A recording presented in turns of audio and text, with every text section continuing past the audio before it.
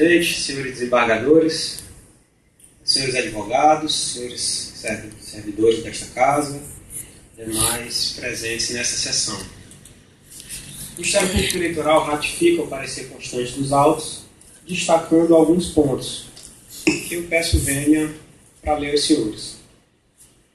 Inicialmente, quanto à questão preliminar, importa observar que o TRE decretou feriado entre 20 de dezembro de 2012 e 6 de janeiro de 2013. Ou seja, a AIME foi proposta durante o recesso forense, quando os cartórios da Justiça Eleitoral não estavam em funcionamento regular. É bastante conhecida a jurisprudência do Tribunal Superior Eleitoral, no sentido de que o prazo para a AIME, embora seja decadencial, submete-se à regra do artigo 184, parágrafo 1º do Código de Processo Civil, segundo o qual considera-se prorrogado o prazo até o primeiro dia útil, se o vencimento cair em feriado. Assim, seguindo essa norma, as ações eleitorais cujo prazo se encerra no recesso judicial têm o seu termo final automaticamente prorrogado para o primeiro dia útil seguinte ao término do recesso, sendo, portanto, de ser rejeitada a questão de ordem. Quanto ao mérito, na linha do que já foi exposto, os fatos são basicamente os mesmos julgados na ação passada, na AIGE passada, mas com um viés diferente. Eu gostaria de destacar os seguintes pontos. No que diz respeito às provas, o que há nos autos, e o mais relevante, é o depoimento da testemunha Gilberto, a filmagem de valores que ele afirma serem recursos sacados para a compra de votos, bem como ligações telefônicas gravadas dele com o recorrente Rafael e outras pessoas ligadas a esse recorrente. Sobre o depoimento, narrou, resumidamente, que acompanhou correligionários do então prefeito e do candidato Rafael, atual prefeito e ora recorrente, à agência bancária, na qual teriam sido sacados R$400 mil da conta do FPI.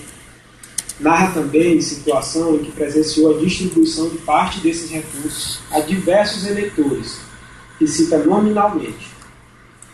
Aí eu peço venha a sustentação do advogado recorrente, porque ele afirma que foi uma quantidade muito grande de eleitores, mas ao mesmo tempo ele também narra e cita nominalmente pelo menos 3 eleitores. Eu me recordo muito bem do depoimento dele. Pois bem, sua credibilidade foi bastante questionada, especialmente pelo fato de possuir 2 identidades. Mas tal fato não tem qualquer relação com os recorrentes. É ilícito outro fora do contexto eleitoral aqui tratado.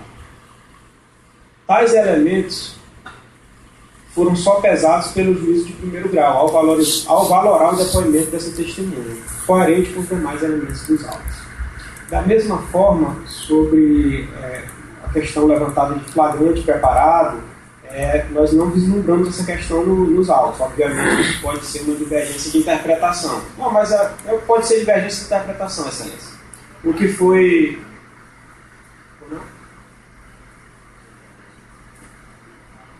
Ou não? Excelência, mas aí, como eu estou lhe falando, pode ser questão de diferença de divergência. O senhor diz em relação aos depoimentos? As testemunhas foram citadas nominalmente? Ou não?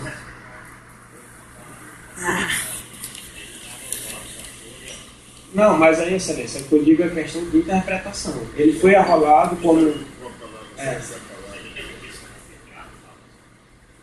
Pois não. É que eu digo que ele foi juntado uma ação penal que ele foi arrolado como testemunha. E esse questionamento sobre a questão de flagrante preparado, esse é que eu digo a Vossa Excelência. Não foi, vamos dizer assim, uma questão definida nesses autos. Pode... Não, excelente. Enfim. Há de se mencionar também, apenas para fim de registro, o fato de que os recorrentes alegam que foram procurados pela testemunha, que os teria chantageado para obter vantagem ilícita, mas sem qualquer elemento nesse sentido. A testemunha, por sua vez, quando a audiência de sua-oitiva em juízo, foi ouvida no Ministério Público em juízo, entregou ao juiz do feito a quantia de R$8 mil, afirmando se tratar de dinheiro por parte dos recorridos, para que alterasse seu depoimento em juízo.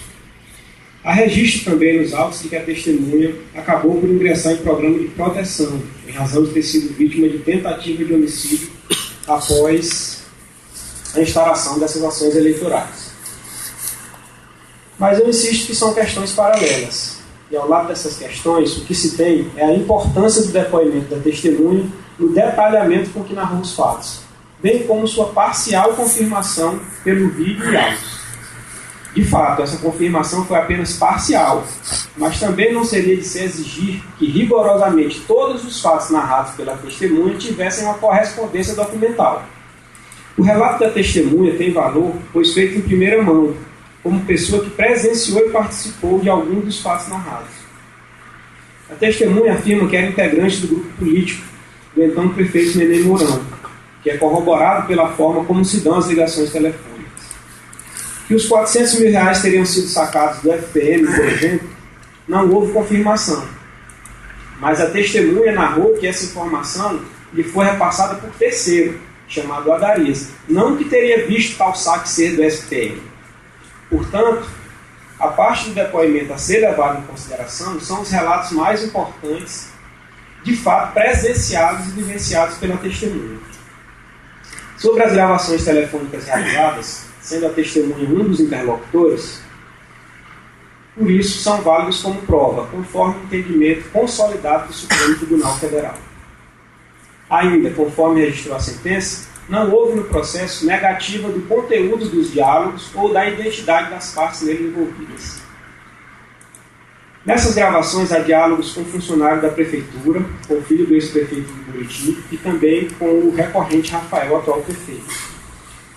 Pense que algumas ligações estão com áudio de baixa qualidade e também não há confissão expressa de cometimento de ilícitos, mas se aborda diretamente a existência dos recursos mencionados na testemunha no depoimento de Gilberto, bem como da apropriação de parte desses recursos pelo senhor Adarias, que teria escondido os maços de dinheiro no pós da calça. Situações das quais os interlocutores acima citados demonstram total conhecimento. Portanto, por entender que há elementos suficientes para a caracterização da prática de corrupção eleitoral, bem como de abuso de poder econômico, o Ministério Público Eleitoral se manifesta pela manutenção da sentença do juiz Acó, ou seja, pelo reconhecimento da prática de ilícitos a ensejarem a cassação do mandato por meio de ação de impugnação de mandato eletivo, mas afastando-se apenas de inelegibilidade, não prevista como sanção direta da AIA. Obrigado.